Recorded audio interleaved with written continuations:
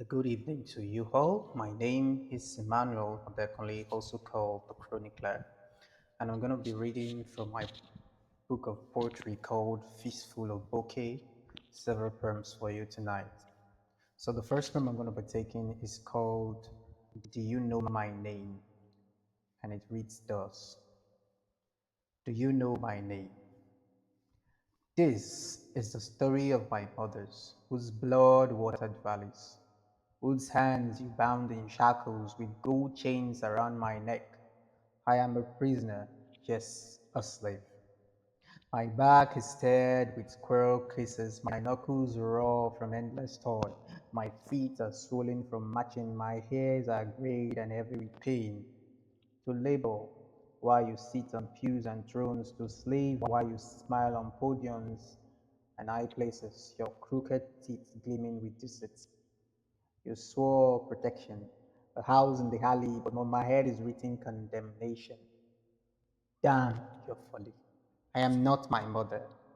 I will put my feet on the table and fade into ethereal spaces. I will drink wine and sing in the rain and have coffees with strangers you do not know.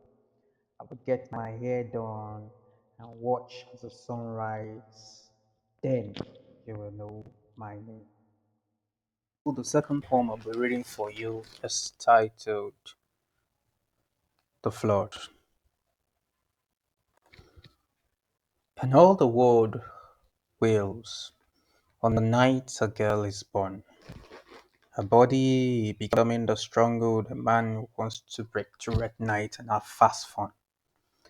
In the morning, I have all the pictures of all the dead girls arrayed in my drawers, all the empty shells of the bullets that killed them wrapped in the foil. I can see the sight and the ghost of a mourner throwing her hair into the fireplaces, and all the meats will be served by dinner will be lean. Will carry all the perfumes of all the dead women in the newsprint. All the brutes will taste salty, bearing the drops of thirst of a girl who washed and fried the proper pepper. And when a girl decides to wail for all the hallowed things in her home, for all the hallowed things in her body, for all the hallowed things in her sacred places, which has been mutilated, empty all the honey jars. Empty all the nest of bluebirds, empty all the houses with live girls, and build a new ark for the flood. That great flood will soon be on us. Chronicler.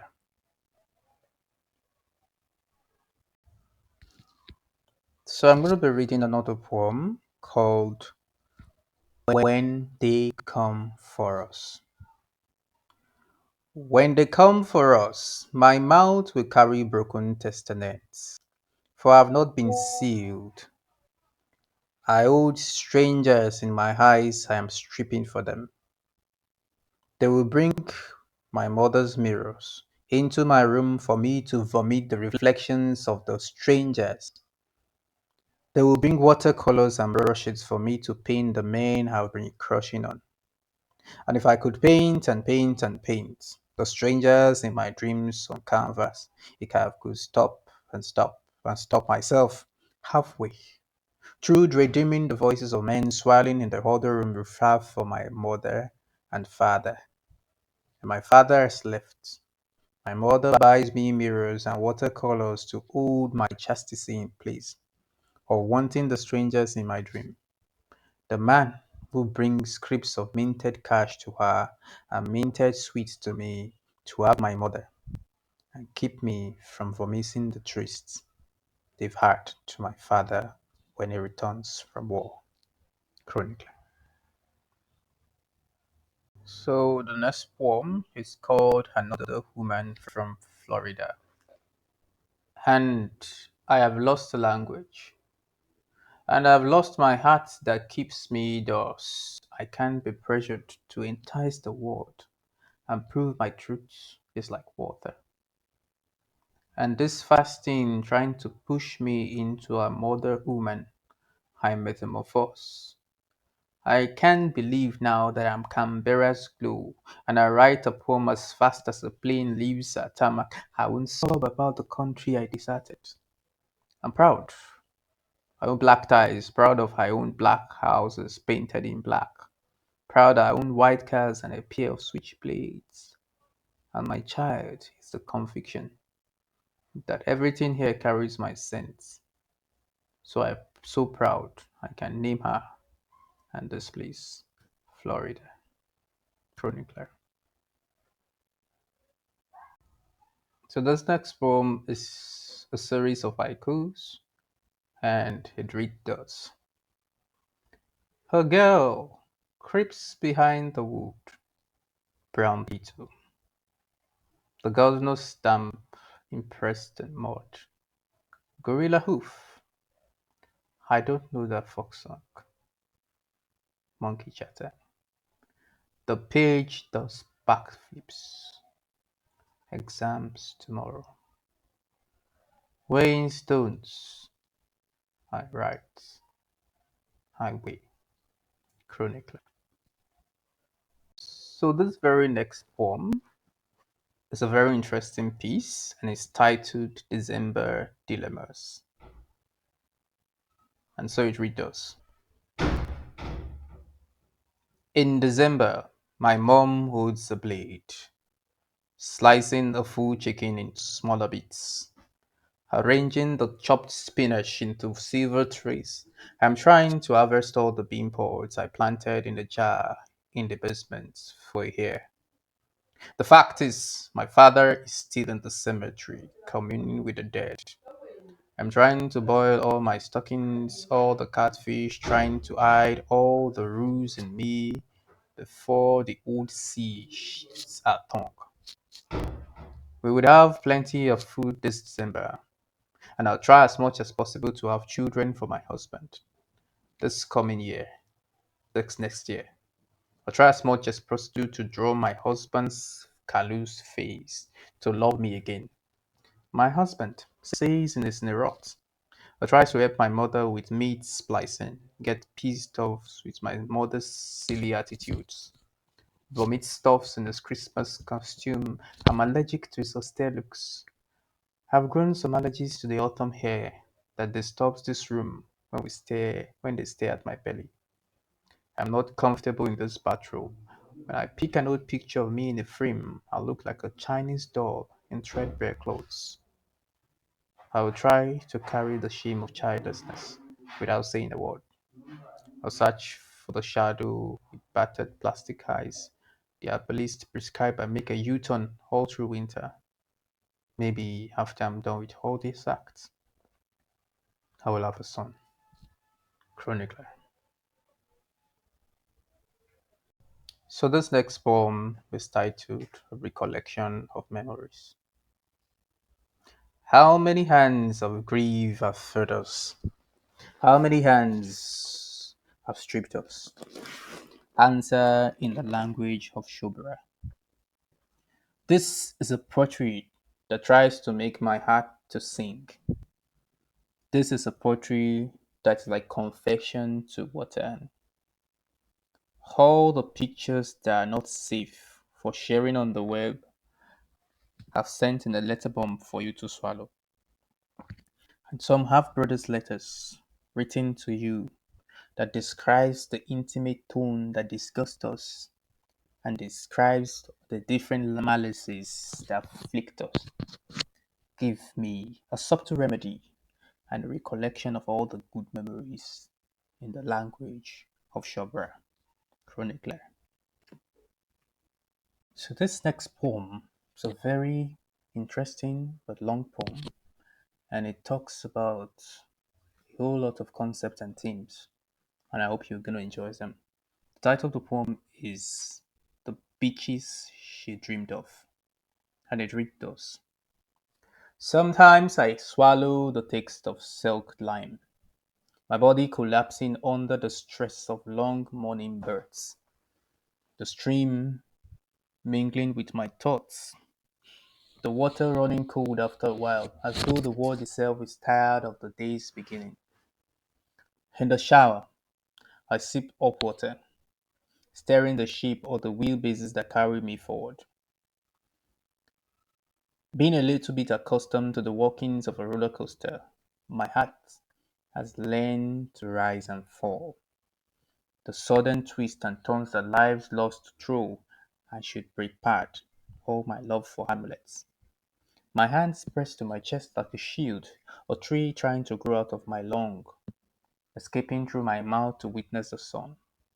But the weight of all this pulls me down, like gravity never quite lets go, my body resisting the pull of everything. Stanza 2. My mother says some days my eyes looks like the beaches he had always dreamt of. Wild, endless, touched by the sands of time and sands of time that shifts in the wind. But my stepdad has always been on a perpetual kind of vacation, lost in his own world, while my mother still prepares his meat. She sits in the sun with a ladder in her hands to chase the flies away, but those hands are always too tired to touch what matters. I tell her about my plans to leave home, my mouth mentioning somewhere far away, a distant promise, a future painted on the horizon. But I know these promises fade with the setting sun. My abs tighten when I look into her eyes. I see the beaches she has been. In her childhood days, the ones she never reached, the ones she left behind in her heart. A paradise she dreams of but never touches, still waiting for her. Standard 3. I kiss her skull, like the white rosary in her hands, kiss her feet, the toes that got burned during the last Ramadan. My lips lingering, but the pain is deeper than what the skin can show, stretching out to something more. I leave home, mentioning I return with a wife, a couple of children, a way to stay might be like forever. But we both know how these promises fade with the setting sun.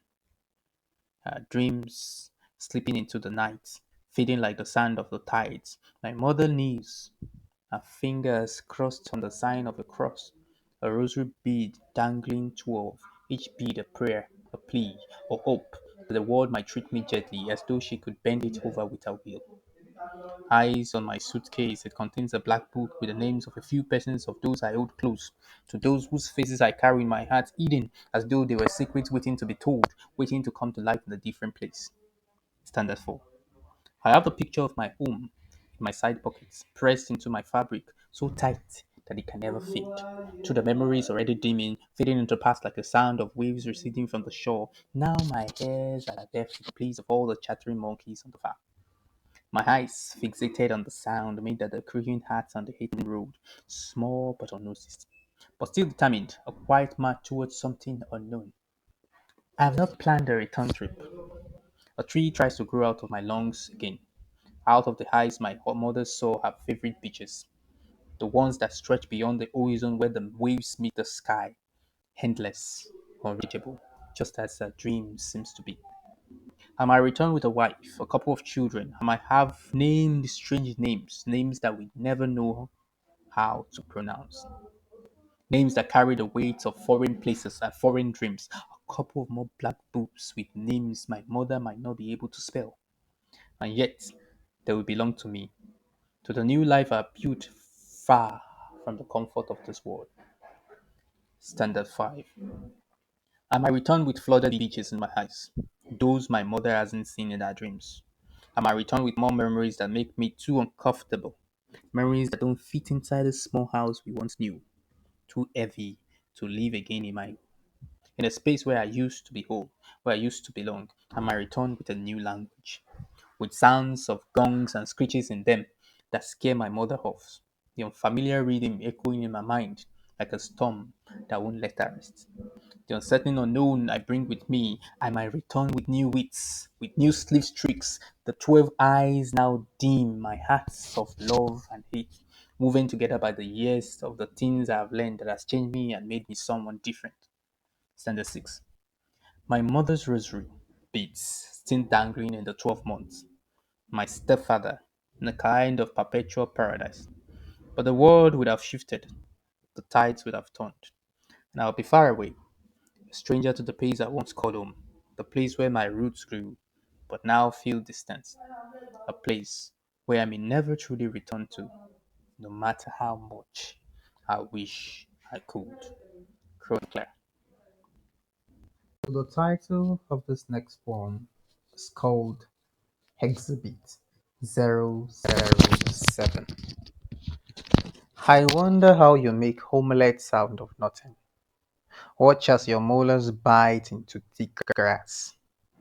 I fall for you, but you make shadows out of shadows, the pitch in your voice when you call out the botanical names of all the flowers in the garden. I watch you painfully and patiently and painstakingly as you open my fist full of butterflies. We can't share this bed, nor this crimson tea, because of the dirty language in your throat. But we watch how the birds moan in mating. It is the season for this to happen. I take an opportunity of nature to sing about sinners and take a keen interest in snakes. Chronicler. So this next poem is titled Frozen in Mid-Flight. All the world comes to watch as I dance, as the foot of the hills move with me. In my ballet shoes, in my silky ball gown, all the world watches on as I come to a sudden stop and fall with a sudden start and slump as if God has swallowed their voices. All the world comes to watch as I dance, as the floor beneath me hums in tune, as I spin, as I riddle in my ballet shoes, my silky gown twirling, a ripple of gaze beneath the golden light. All the world's eyes are on me as I soar until the moment breaks within my feathery feet, as I fall with a sharp thought, like a bird frozen in mid-flight. The air thickened with the silence of silence. God has swallowed the voices of the world, but in this stillness I feel my heart beat, and perhaps this is how I would rise, not in the leap, but in the quiet after the fall. Chronicler. So this next poem is titled Dancing with Legs Not Ours, and it reads thus. In this one, we don't move a lot. We only take our chopsticks, feeding our lonely mouths, wishing equilibrium falls from our faces. In this one, we try to dance with leg not ours, with spoons not ours, curved like fish bones. Our leaves pale from being roughed up and lanced with the wind. Silver strings we keep and tie for you on your waist. Come loosen when you enter the room, ushering in ghosts of wars in your eyes, peering at us for food and shelter. While half of us stands here upright and ajar like welcoming doors. The other door swings like church bells being stroked. We have half a note on our lips, halfway through the sounds of songs we bring to our faces, quieting the voice trying to in our chests, wishing equilibrium would fall from our faces when our pale limbs can't move anymore. Chronicler. So this next poem is a very short poem, but deep in reflection. And the title of the poem is called Prickling, and it reads thus. The roses are here with prickling thorns on their sides. The daffodils are in the wind, pulling, making us sneeze, curse, and cough. What shadow of hands befall us who loves flowers, who sink for flowers, who bled long for flowers, just to see that by evening all we gain are the wilting ones. Chronicler. So this next poem is titled Distress, and it reads, I didn't see the nozzle, but I heard the boom and brag of the barrel of the gun.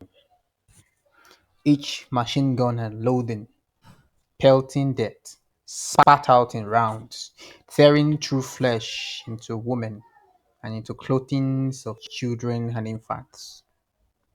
Infants with toothless mouths wide open like the horrors of Blade. Horrors of Blade they are yet to understand. In this poem, there's no justification for father being crumbled, becoming a shield for his body, becoming a blanket for his only triplets, shaking beneath the rain of bullets. The doorman and the door drips red, blood seeping into mud cracks like a final signature. The smoke reeks of hydrocarbons and C4s, Molotov cocktails, and violence and fire is the language that everyone is speaking, scrawled across the walls that once held love. Chronicle. So this next poem I'm about to read is titled Neon, and it reads thus. In the chemistry lab, Hussein tells our teachers about water neons. My teacher thinks he's trying to tell a story of Afghanistan or another country in the Middle East. I scribbled the word plutonium on the chalkboard, and fortunately, the class is mixed race. The word holds different meanings to us. One of us is Japan, it chickens out. An Afghan screams. A black boy from DR Congo retells a story about the rebels. My class teacher is Caucasian, ex-militia, scrubs off the chalkboard. An Israeli hums the last refrain of a common hymn. A girl, always in a hijab, always by the window side, making odd-shaped paper planes. Her father is from Palestine. Her mother is from Syria. The Egyptian boy that sits next to her was her prom date last year. Hussein gestures to the word gecko, to the stopwatch on the table, to the dripping test tube, to the 3A batteries on the torchlight. He is holding one of the girls in our classroom, who is also from Yemen. She reverberates with wild laughter, signals to her teacher about the bomb underneath Hussein's overall, and our class erupts in laughter and flames. Chronicler.